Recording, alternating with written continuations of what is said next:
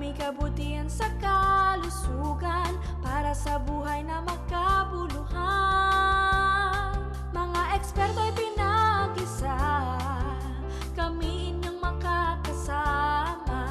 Maaasahang dalubhasa, kagaling ay matatamasa. Hiling galing, sagot sa inyong hiling. Muna sa suliranin, hiling galing. Hiling galing, alternatibong solusyong maaasahan. Siyensya para sa ating kaalaman. Hiling galing, sagot sa inyong hiling. Lunas sa suliranin, hiling galing. Hiling galing, alternatibong solusyong maaasahan. Siyensya para sa ating kaalaman. Hiling galing. Happy healing morning mga kapatid. Maayong aga sa mga kapatid natin sa South Cotabato. Happy healing morning po sa inyo at sa ating simpatikong chef. Happy healing morning. Happy healing morning, Dr. Ray. At masantos siya kabosan sa mga kapatid nating Pangasinense. Aba, hello po sa mga taga-Pangasinan at salamat po sa mga kapatid nating nanonood sa iba't ibang sulok ng Pilipinas at sa ibayong dagat. Sama-sama po tayo ngayong linggo ng umaga dito lang sa Hiling Galing sa TV5. Now on Season 5. Nako, yan, diba? Doktora. 5 na 5. 5 na 5. So, Doktora, ano po bang inihanda natin ngayong umaga para sa ating mga kapatid? Ay, ngayong umaga po, mga kapatid, ay tatalakayin natin ang karamdamang leukemia. Isa po ito sa top 5 cancer killers sa bansa. Sa TV5, on its 5th season, at ito po, top 5 killer. Diba? Ay, nako, problema ito. Doktora, ang leukemia po ba, ito po, di ba yung cancer of the blood? Oo. Isa siyang grupo ng cancer cells na nagsisimula sa bone marrow, mga kapatid, no? Ang bahagi po ng ating katawan na nagpo-produce ng dugo. Ang ibig sabihin ng salitang leukemia ay white blood. White no? blood. At kapag may leukemia po, dumadami ang abnormal white blood cells sa katawan ng pasyente. At ang pagkakaroon ng abnormal na white blood cells po ay nagiging dahilan para humina ang panlaban ng katawan ng pasyente para labanan yung karamdaman. Karaniwang nararanasan ng taong may leukemia ang pagiging maputla, kasabay ng panghihina o ang pakiramdam na laging pagod. Kabilang din sa mga sintomas ng sakit na ito ang pagbaba ng timbang ng pasyente, ang pananakit ng mga buto at kasukasuan, pamamaga ng mga kulani o lymph nodes, gayon din ang pagkakaroon ng mga pasa at pagdurugo o bleeding.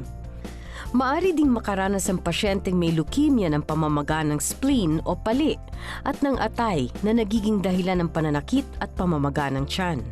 Samantala, kung maapektuhan ng leukemia cells ang utak ng pasyente, ay makakaranas ito ng pananakit ng ulo, pagkalito, kawalan ng muscle control, pagsusuka, at maaring humantong sa seizure.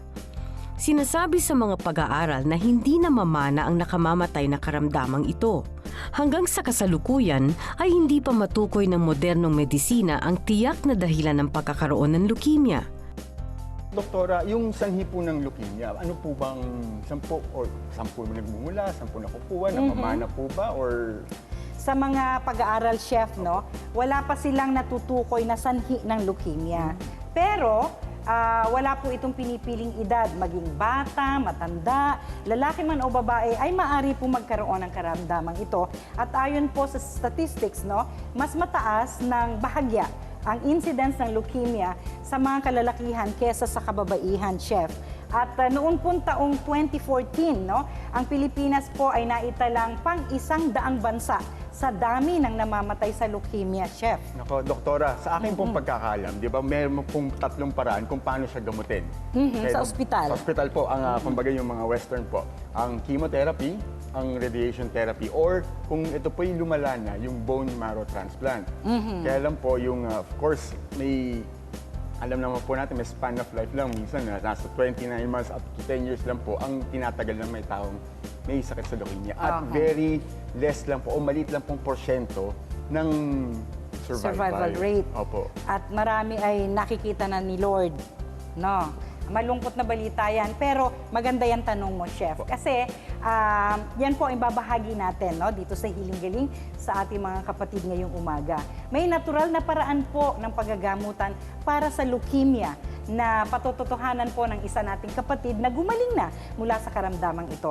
Abangan niyo po ang lahat ng yan, pati na ang special recipe ni Chef Tristan, ang pang-boost ng immune system. Dito lang po sa Hiling Galing sa TV.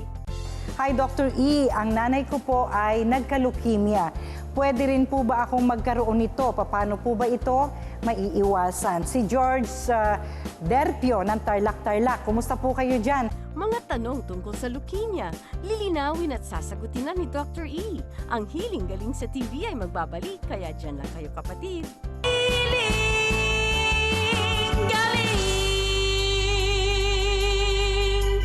Samahan si Dr. E sa kanyang natural na pagiging healthy ng katawan, puso, isip at pananaw sa mga bagay-bagay. Sa Radyo 5, tuwing Sabado, alas 6 hanggang alas 8 ng umaga at tuwing Linggo, alas 10 ng umaga hanggang alas 12 ng tanghali. Mapapanood din sa Action TV, tuwing Sabado, alas 6 hanggang alas 7 ng umaga at tuwing Linggo kasama si Chef Tristan, alas 7 hanggang alas 8 ng umaga sa TV5.